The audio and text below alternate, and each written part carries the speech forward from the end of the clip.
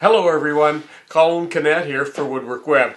Today is Request Day. I can't tell you how many messages and emails that I've received from people who ask me the question, can I make a box joint jig to fit on my router? And the answer to that is yes. Now the plans I'm using are freely downloadable on the SharkGuard website. Lee Styron has kindly provided these free of charge for everybody who goes to the site. These are Lee Sabin plans, and from what I understand, he's the original designer of this great little box joint jig. The difference that we're going to do today is we're going to make a version for the router.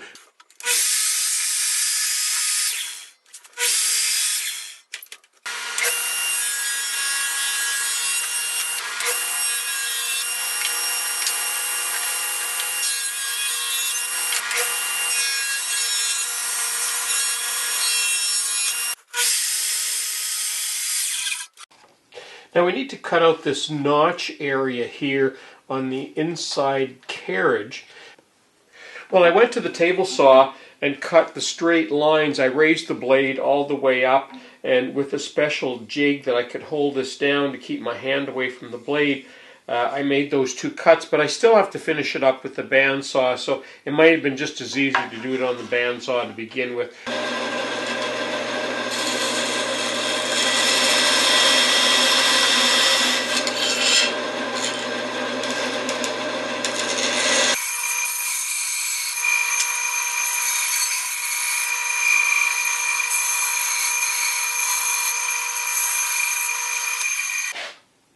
So this is the carriage here, and this is the back. I need to put this together like this, but I'm using this is just folded over 3 times so that there's a little bit of a space in there. And what I'm going to do is use some screws, 3 screws in here to screw this. Then I'm going to do the same thing on this side. And I'm going to do the same thing. I don't want this touching the inner carcass here, or at least I'd like to have a little bit of space in there. So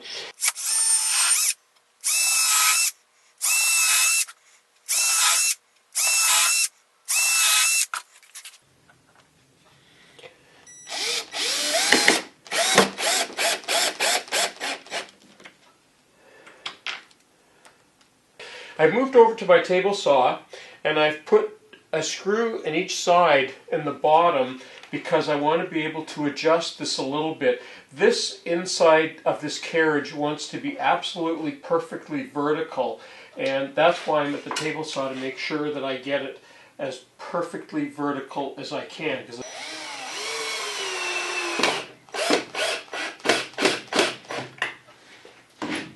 Now, what is going to move is this carriage here needs to move back and forth. And to do that, I'm going to use what's called a T-nut. And I need to enlarge this hole a little bit so that the T-nut can go in there, and these little spike things will grab onto the wood. But because this carriage needs to move back and forth, eventually these little tabs here, they'll just pull out. So I need to lock this on there, and what I'm going to do is drill 4 holes in this large washer, and I'll put that over top and put some screws through, and that will lock that to the carriage.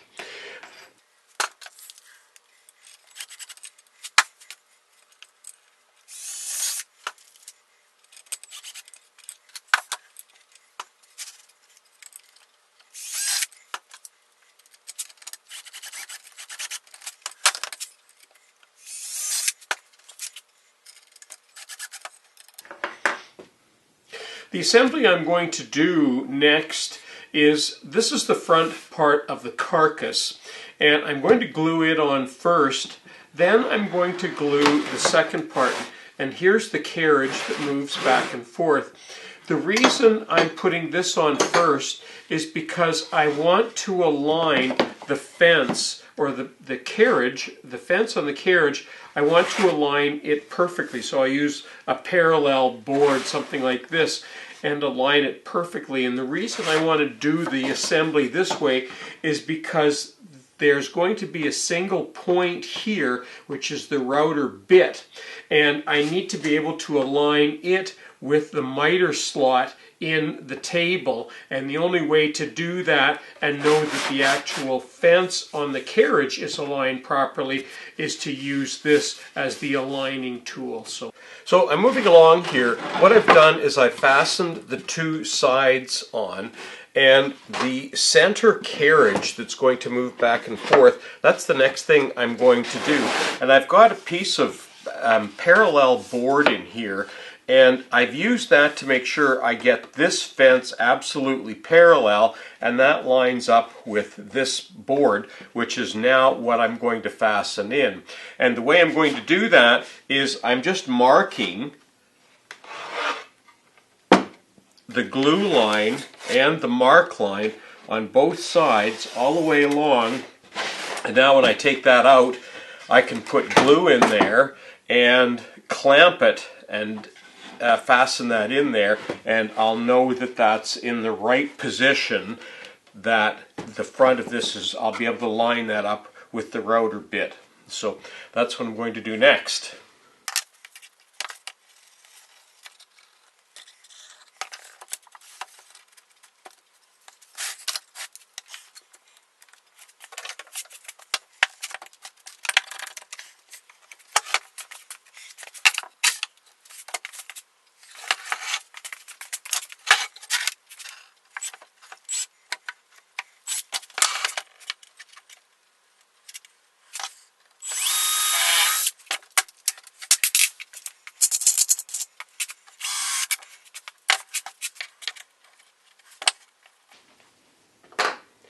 Okay, it looks like we can finally put this all together. I've had to do a little bit of tweaking because I didn't like the way the bar was going through, so I've had to remote these holes a little bit, but everything looks like it's working pretty well. Off camera, I went ahead and made just a utility little handle. This is just a piece of hardwood. I like to use stainless steel as the bolt through here because it lasts a lot longer. It's much harder, and this will eventually fit through here, and we'll see that in a few minutes. So what I need to do now, I've decided I want my crank on this side of the jig, and what I'm going to be doing now is to put the bar through, and we need to go through, we need a washer on this side and on this side so that we don't chew up the wood. So I'm going to do that, and I've changed my mind on the bolts that are going to fasten. I'm just using ordinary bolts, but I'm going to be using a lock washer between them. So I'm going to go ahead and put that on and not make you sit through that because I've got to screw all of this all the way through. This bolt's got to go all the way through to the end. So I'm going to go ahead and do that, and when we come back we should have a working jig here. Okay, that's working good except for the little squeak, and that'll probably work itself out over time. I put the drop of oil on the T-nut there, and that seems to have fixed it up. Next thing we need to do is mount this to the router table. Now, if any of you have watched my videos in the past, you'll know that I always recommend that you countersink this plastic, because if you don't, what happens is when you try and drive a screw into it without countersinking it, it extrudes plastic that ends up going between the bottom of your material and the plastic, so it leaves a gap in there. So that's why it's a very good idea to countersink that, and I've reset my countersink bit to do that, and I'm going to do it right in the router table, and I've double checked to make sure that I'm not going to drill into my aluminum miter slot.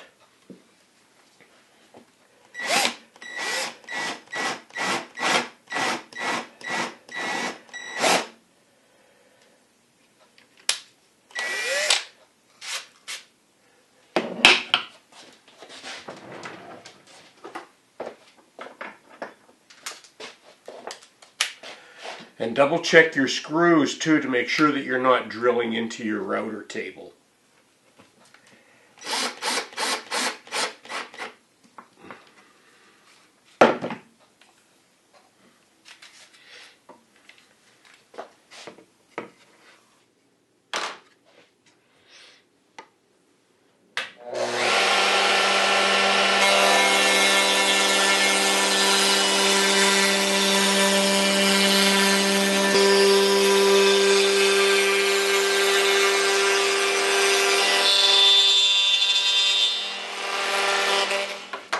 Okay, we're ready to make our first test cut, and I've set up everything. I put the cross member bar in here that's going to hold my two pieces that I'm going to cut. This is just a block to hold them tight against the back here. The next thing I need to do is turn it on and start going, and I've got the tape set. I don't need to go any further than that tape. I don't need to go right through the end of the board.